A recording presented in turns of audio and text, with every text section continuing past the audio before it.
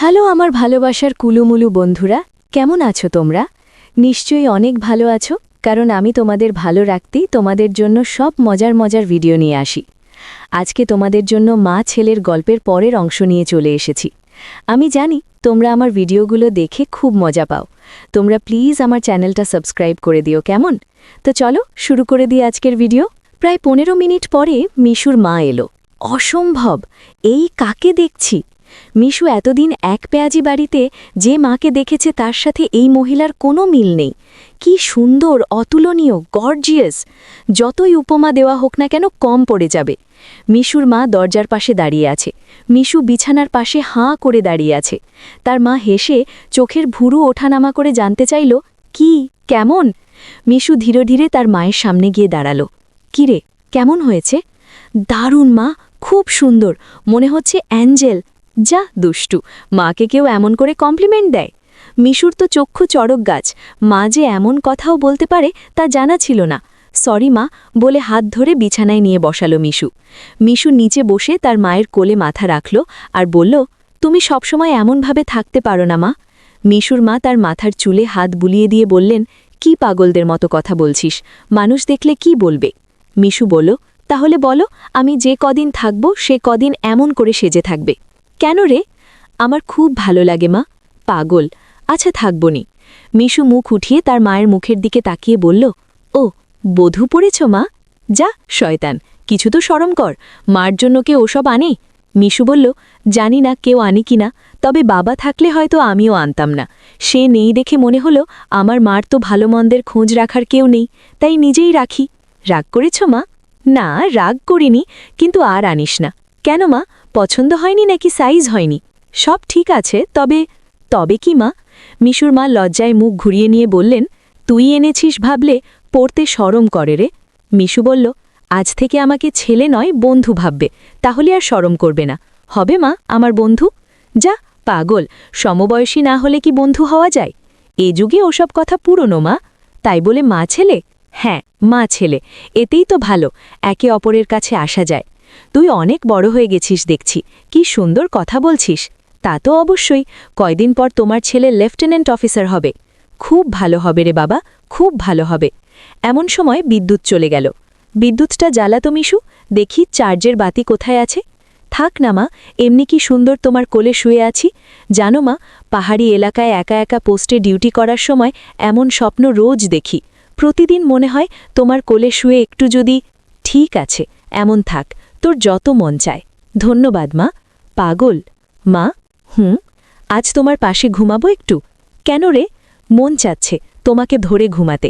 ঠিক আছে, যা, সদর দরজা বন্ধ করে ঘরগুলোতে ছিটকানি দিয়ে আয়। মিশু উঠে তার মায়ের গালে চুমু দিয়ে লাফাতে লাফাতে চলে গেল। আজ মিশুর খুশি ধরে না, কিছু হলেও হতে পারে। মিশু এক জগ পানি নিয়ে এলো। ঘরে এসে দেখে তার মা শুয়ে পড়েছে।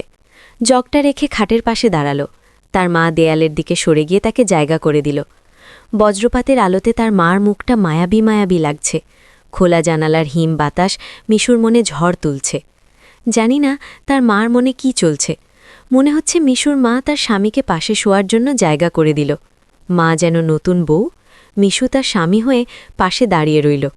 মিশু তার মার পাশে শুয়ে পড়ল। দুজনে মুখোমুখি আধো অন্ধকারে দুজন দুজনের দিকে চেয়ে আছে। মিশুর মা যখন তাকে জড়িয়ে ধরেছেন, তারপর থেকে মিশুর ওটা কেমন যেন করছে। ঘুমাবি না? তুমি ঘুমাও, আমার ঘুমে তো তাড়াতাড়ি আসে না।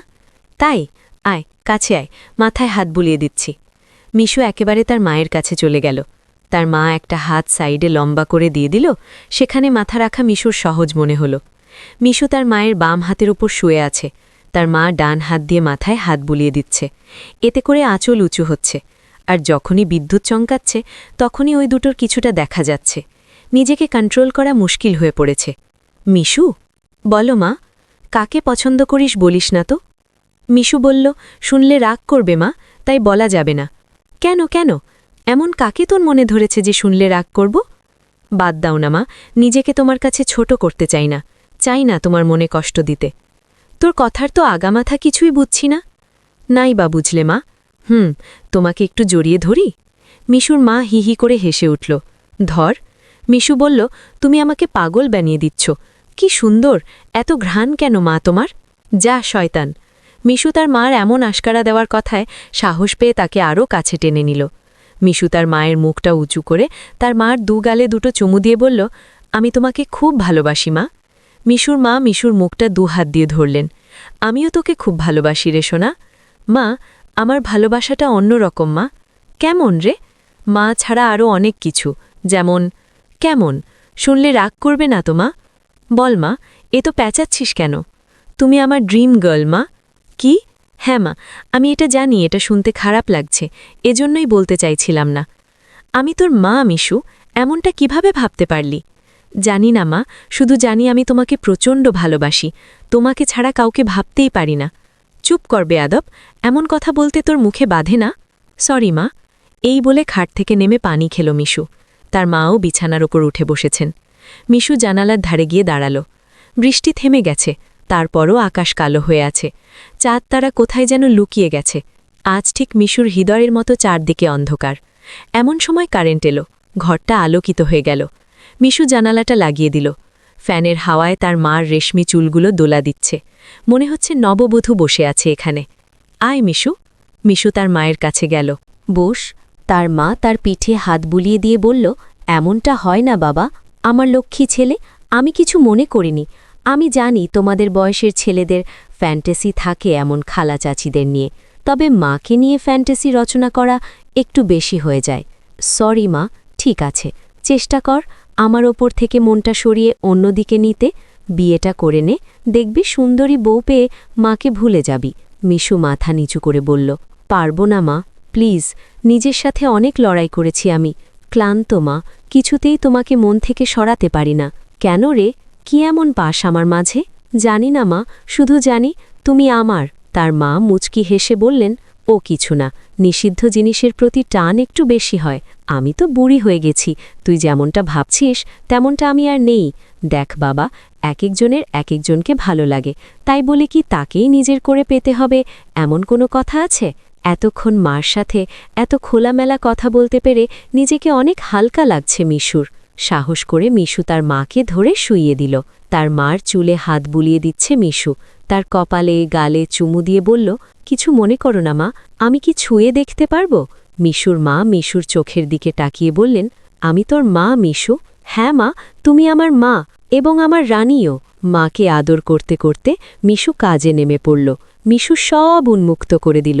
মিশুর মা বললেন, এমন করিস না বাবা, প্লিজ, তেমন করিস না, তোকে না বললাম শুধু দেখতে। মিশু বলল, একটু মা, আমার অনেক দিনের আশা আজ পূরণ হচ্ছে, একটু মা, একটু।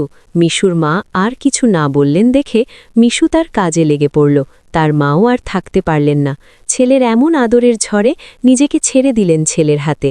মিশু সব জায়গায় আদর দিয়ে দিল। তার মাও আজ অনেক দিন পর এমন সুখ পাচ্ছেন। মিশু শুরু করে দিল আসল কাজ। প্রায় ২০ মিনিট পর শেষ হলো মা ছেলের ইচ্ছা পূরণ। তো বন্ধুরা, কেমন লাগলো আমার এই ভিডিওটি? নিশ্চয়ই অনেক ভালো লেগেছে। আমি জানি তোমরা আমার ভিডিওগুলো দেখে খুব সুখ পাও। এমনই সব সুখের ভিডিও পেতে আমার চ্যানেলটি সাবস্ক্রাইব করে আমার সাথেই থেকো। আমি তোমাদের জন্য এমনই সব মজার মজার ভিডিও নিয়ে আসব। তোমরা সবাই অনেক ভালো থেকো। Bye bye.